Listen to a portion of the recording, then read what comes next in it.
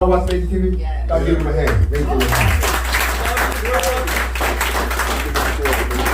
Now I want y'all to know, in case y'all don't know, we was gonna do this upstairs in the VIP area. It gets very nice upstairs. The only problem was I would have a hard time explaining why there was a stripper pole in the middle of our interview. We train firefighters here, sir. That may be true, but there's no hole in the floor, sir, okay? So, how do they get up the pole and come down the pole? MajorTv in the house. Is that bag cool? It was going, huh? Bag. That's the only No, this is me, bro. Hey, I wanna let y'all know. Did y'all get a chance to see this? Isn't this fantastic? I want to thank the sisters who came all the way to bring me this. And I have a certificate that they gave me that kind of got me in tears. Can you put that back over there? Let me turn my phone on silent. Y'all watch MajorTv? Yes. Is he GMJ or is he Something else. something else? Straight GMJ. Something else? MajorTv think I don't know about him, but I'm gonna show y'all what kind of man I am. See, I know you didn't fuck with me at one time. I know. That's not true. Be quiet, I'm talking. Real talk. But I also saw you change. I watched your growth. See, I used to have a speech impediment too. And now I talk like this. I had to go to a specialist for 4 years to learn how to talk. Otherwise, y'all wouldn't understand shit on Facts and Field. I've been there. And that's why you got the blood of crucifixion inside of the book of Esai. You like, what? Go back and learn that. So that's what I had to do. But I've been following you, bro. And that's why I'm going to give you this interview. I invited you out here with the family. This is a private event. This is not something for the public. That's why we didn't tell everybody. Matter of fact, I'm going to tell y'all what we did. For every. Let me clarify something. I don't follow. Talk on the mic, bro. Mike, why you ain't putting in my mouth now? Just talk, bro. I'm talking. Look. No, can y'all hear me? I can't hear you. Right, yeah. See, no, the mic ain't even on, bro. That's what I'm trying to tell you. You ain't talking. Check. They cool. Need some batteries. Sister, y'all bring the batteries? I'm sorry. Anybody got any batteries?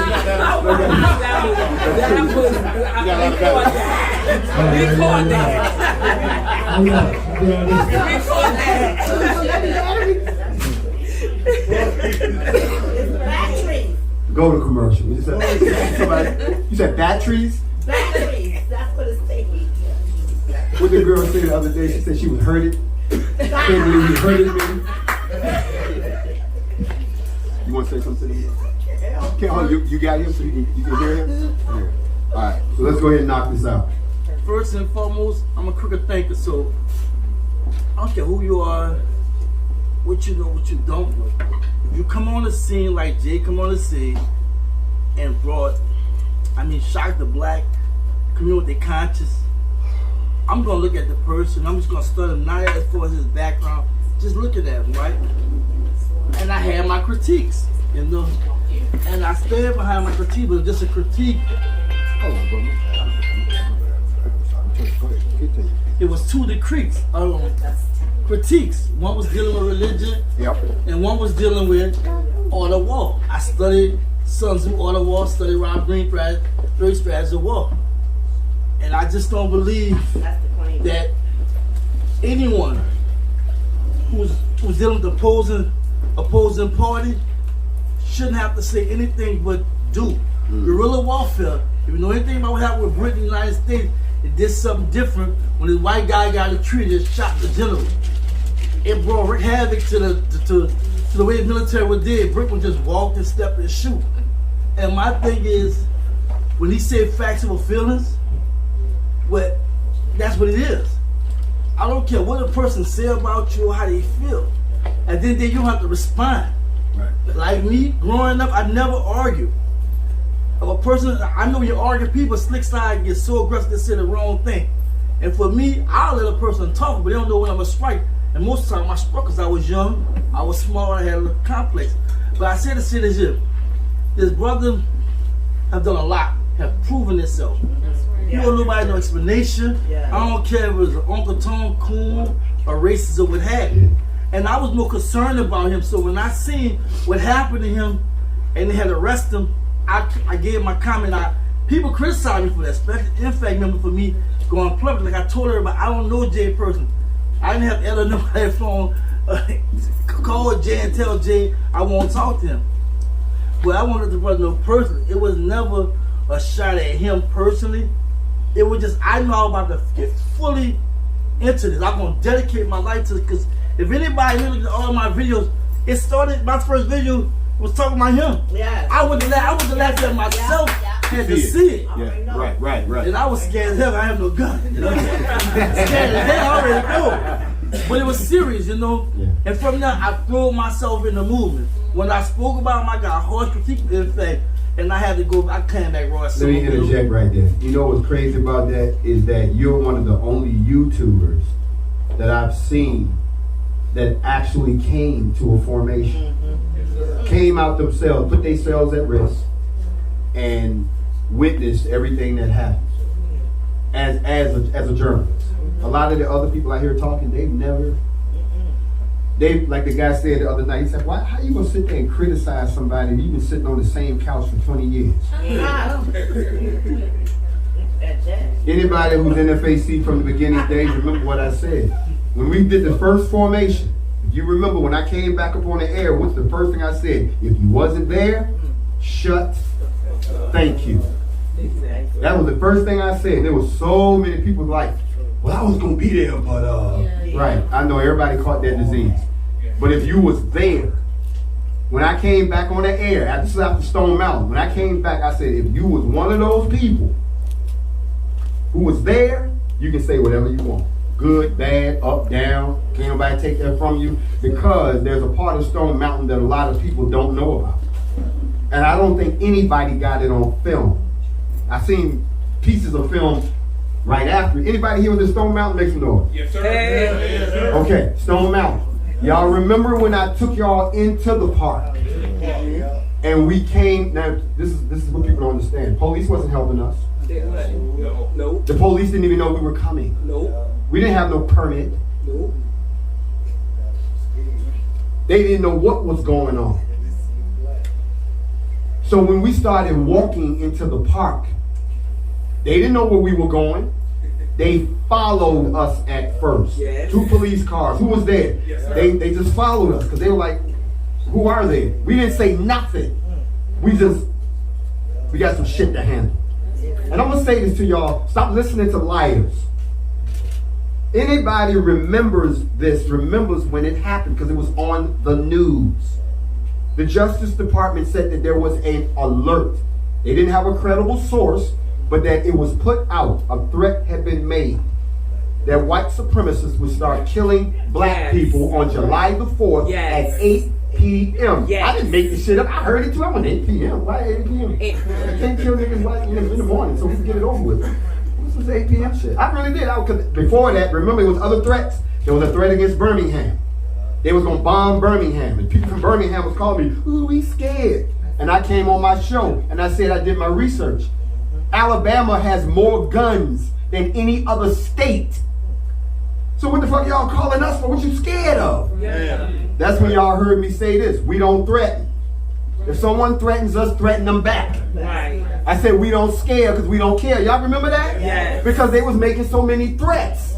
So when we went up Stone Mountain, it was because we were sick and tired of these goddamn threats. Yes, sir. So when we went up there, this is what y'all didn't see, and this is why I salute the people who showed up. It's because a lot of y'all, and I think a few people saw this when we got up to the entrance to the park. The police had the cars. Yep, block that. They would block it so we couldn't get in. They had the little lights on and shit. And anybody who's there, remember, this is what I did. We stopped. And anybody who's there, remember what I said. I said, I want everybody look behind you. And y'all did. And what was back there? The police. I said, look in front of us. What do you see? The police. They got us blocked in. Remember that? Yeah. And I said, what y'all want to do? We either gonna go through these motherfuckers, or we gonna go through these motherfuckers. Yep. Exactly. And everybody was like, he really gonna do it. You should have seen, look, I was like, if you wasn't here for some real action, I was gonna take you to the action for real. And when that motherfucker heard me when the police heard me say that, who was out there? The old white police officer walked up to me and did just like this. Watch this. Where y'all trying to go, bro? Yeah, that's exactly what he did. And I just looked him up and down. I said, we going to the mountain. Oh, we'll clear the way for you. They didn't clear the way for us. They got them other people. They kept us there long enough to get the people out. Yeah. They evacuated the park. Yes, they The did. whole thing. All of Stone Mountain, not just where we was. And anybody who showed up at Stone Mountain that morning, they had the gates blocked with police cars, and they was trying to tell them, you can't go in the park. And what do you mean we can't go in the park? Ma'am, I can't let you in the park. Why? Who's in there? Let me tell you this. You don't need to know who in there. Just know that whoever's in there, you can't go in there right now. And they called every police department around Atlanta to send help. And they did, and we still outnumbered them. So they called the governor. And the governor said, well, who are they? I don't know, but it's more of them than it is of us. And they heavily armed. And they got this crazy motherfucker talking about 12 tribes of niggas. I don't know what's going on.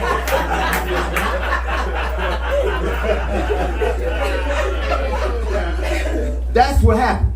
There was a moment when we knew, and I knew, if I turn around and I say let's go, they can open fire on us. And if they do that, all these motherfuckers are gonna open fire on them. And once that shit happens, if we didn't make history that day, then there is no history. Ain't no history. So all these people talk shit about, they can walk around, they can do that. Because nobody shot at us. Thank you. Where y'all at? That's why I said, where are you? You talk all that shit. Now we came, okay, y'all don't want to come to the hood. Y'all don't want to come to the loop. Y'all don't want to come. So okay, we cool with that. We'll come to y'all. You know what I'm saying? Because you want to kick my ass so bad. I had that ass delivered to you. I'm here.